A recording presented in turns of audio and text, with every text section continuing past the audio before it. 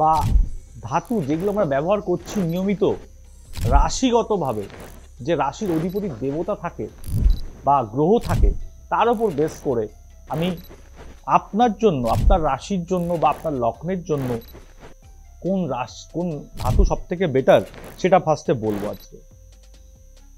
প্রত্যেকটা ধাতুর একটা বৈশিষ্ট্য আছে। যদি সোনা দেখেন, গোল্ড দেখেন, তার একরকম কালার, নেচার, বিহেভিয়ার এবং মূল্য। সিলভারের ক্ষেত্রেও কিন্তু একরকম কালার, একরকম অবস্থা থাকে। প্রত্যেকটা কাঁসা একরকম, পিতল আর একরকম, এবং প্রত্যেকটা গ্রহ কিন্তু এক একটা কালার আছে, এক একটা টাইপস আছে, একটা তাদের বৈশিষ্ট্য আছে। এবং ঠিক প্রত্যেকটা মানুষেরও কিন্তু এক এক রকমের হয়, সবার কিন্তু একই রকম থাকে না। কিন্তু স্ট্যাটিস্টিক্যালি দেখতে গেলে আমরা প্রত্যেকটা রাশির মানুষদের মধ্যে কিছু কমন ফিচার পাই, কিছু কমন জিনিস দেখা যায়।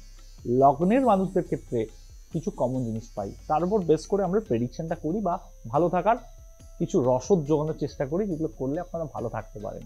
তো ধাতুর কি পড়তে পারেন?